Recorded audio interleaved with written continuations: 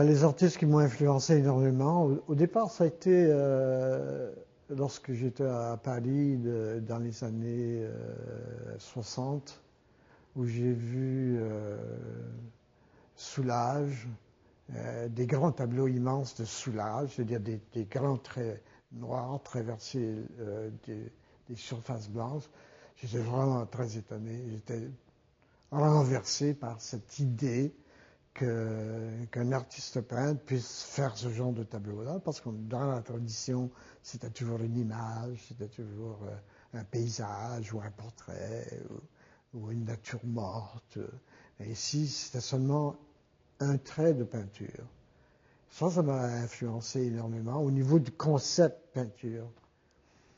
Et après ça, dans les années 50, Rauschenberg, qui avait fait des installations, ou il appelait ça des combines, un tableau sur le plancher avec une chèvre plantée dessus, avec un pneu autour de la chèvre et un peu de peinture sur le nez de la chèvre. C'est comme si ce peintre-là me donnait la permission de dépasser l'idée de seulement la peinture, que le tableau pouvait être de 3 dimensions et on pouvait mettre ce qu'on voulait dedans. Donc ça a été une influence importante.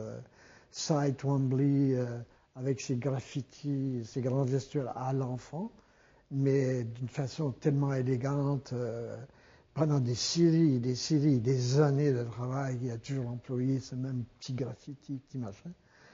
Je trouvais ça d'une élégance, c'est comme du ballet, hein. Je trouvais ça d'une élégance incroyable, qui me donnait aussi la permission de faire mes graffitis ou mes dessins abstraits sur les tableaux. Ce sont des peintres qui me donnaient la permission de faire autre chose que tremper un pinceau dans la peinture et aller barbouiller une surface. C'est quelqu'un qui donnait la permission de prendre un crayon et de faire des barbeaux comme je les faisais quand j'étais petit. Que toute la tradition de l'enfance, par exemple, pouvait être admise dans la construction d'un tableau. Tout le graffiti aussi, tous les signes qu'on emploie. Oui. Anthony Tapies, c'est le plus grand peintre de la matière qui existe. Donc lui, du sable, du gravier sur ses tableaux, des grandes surfaces avec de la cire d'abeille, des trucs comme ça. C'est aussi un peintre qui me donnait la permission d'employer d'autres matériaux. C'est pour ça que je trouvais ça intéressant.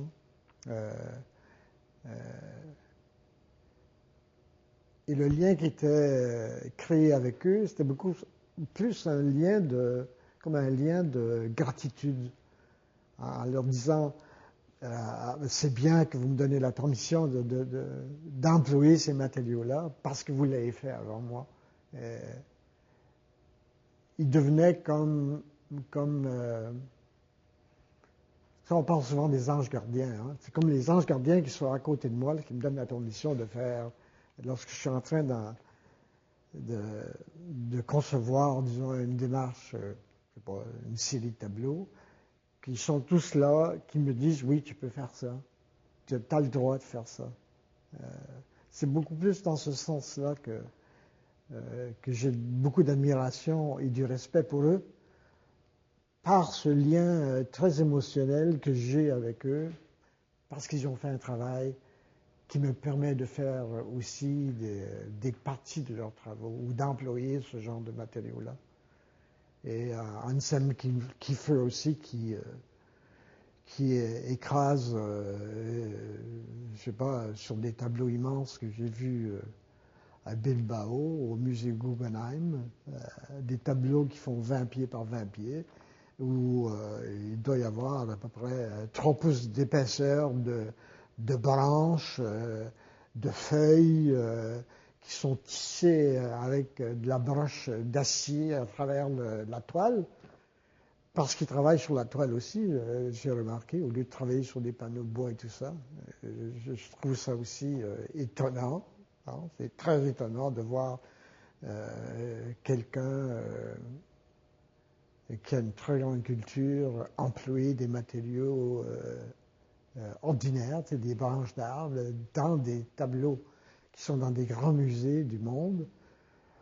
C'est d'une poésie incroyable, ça m'étonne beaucoup et ça me donne la permission d'employer des matériaux parce qu'on est très craintif venant d'une petite culture comme l'Acadie, on est très craintif à faire des choses qui n'ont pas été acceptées dans notre culture à nous parce que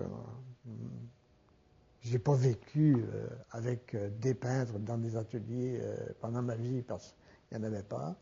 Il y en avait un peu à Montréal, par exemple, mais travailler dans des grands ateliers, comme les ateliers de Kiefer, qui sont des anciens châteaux immenses, dans lesquels il fait la photographie dans un très grand atelier, et dans un autre atelier, il fait peinture, et dans un autre atelier, il fait sculpture. C'est pas dans nos habitudes de travailler de cette façon-là ici. Donc pour moi, c'était comme une possibilité incroyable au niveau de la création. Ces gens-là m'influencent énormément seulement par le fait qu'ils ont la capacité de pouvoir faire ça. Hein? C'est comme écouter Bach. Là. Bach, dans sa musique, a donné la permission au monde de faire ce genre de musique-là, ou ce genre de séquence musicale-là, qui nous charme encore maintenant au niveau de sa construction, moi, que je dirais intellectuelle, qui me plaît énormément, qui me donne aussi des permissions au niveau de la création. Tous les peintres m'ont influencé. Du monde entier, il y a partout. Je suis intéressé par tout ce qui se fait dans le monde au niveau de la création. Et évidemment, la vie m'influence parce que je suis en plein dans la vie tout le temps.